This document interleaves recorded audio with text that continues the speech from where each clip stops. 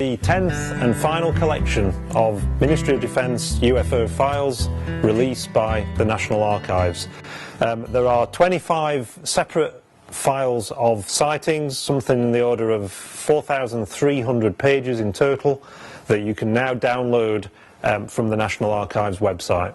And they cover mainly the years 2008, 2009.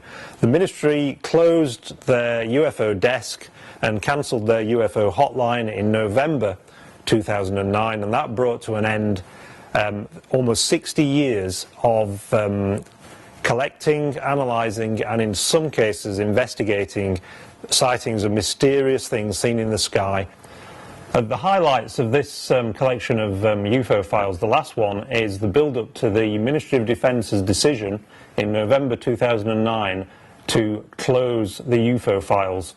And in that month they closed the UFO hotline number, which members of the public had used since 1997 to report their sightings directly to Whitehall. They also redeployed the final UFO desk officer, and they sent out letters to the Home Office and to the Civil Aviation Authority, basically saying that the Ministry no longer wanted to receive UFO reports from the CAA or from the police, and they were no longer going to investigate anything that was reported to them. In this collection of files, there are 4,300 pages and 25 separate files. And the really big year is 2009, because in that year the Ministry received 643 separate sightings. That's up to November, when the UFO desk was finally closed. And that figure was actually it was quite a record-breaking number for the MOD. The numbers of sightings had trebled from the previous year, that was 2008, and on average, during that decade, the MOD was receiving between 100 and 200 per annum. But those numbers doubled in 2008 and trebled in 2009, and that really did put a strain on the resources that the MOD had committed to this subject, and really it led up to their decision to finally pull the plug on Britain's X-Files, simply because they just didn't have the resources to investigate these sightings or to look at them in any detail, so they tended to be just filed away. And the vast majority of the sightings in 2008 and 2009 seem to be of very down-to-earth objects, such as Chinese lanterns that have been released by people at parties and weddings, and these have been reported. Photographs have been published in the newspapers, and that encouraged more people to report these things. And what you find is, looking through the reports, you get people who are enjoying themselves out at night during the summer at barbecues. Some of them sat in hot tubs, and they see something odd in the sky, and they take a photograph on their mobile phone. And there are lots of examples in here where people are really, really excited about some orange light that they've seen in the sky. They want to tell someone about it. So there is a UFO hotline that the Ministry was running at that time, and they would contact the hotline, they would leave a message, and they would send some footage from their mobile phone or from their iPhone in some cases. And the photographs, you can see them yourself in the files. They're not very good quality. A lot of them are just little blobs of light against a very dark background. There are some more interesting photographs. There's one, for instance, of a UFO supposedly seen over Stonehenge in Wiltshire.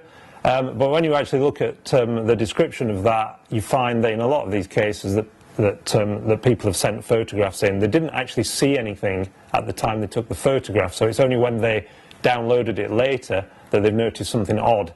And then maybe because there's been publicity about sightings in the press, they've thought they should tell someone about it. The vast majority of cases where nothing was actually seen at the time, but then shown up on a photograph, it turns out to be some kind of film fault that's created the image. So one of the really outstanding reports in this set of files is a sighting that was made by a group of soldiers from the Royal Irish Regiment at Turnhill Barracks in Shropshire, and that was in June 2008.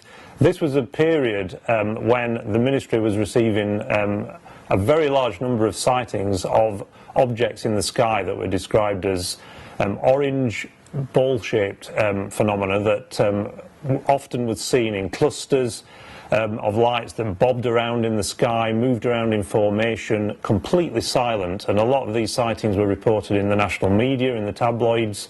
And the more sightings that were reported, the more it encouraged people to come forward with their own accounts.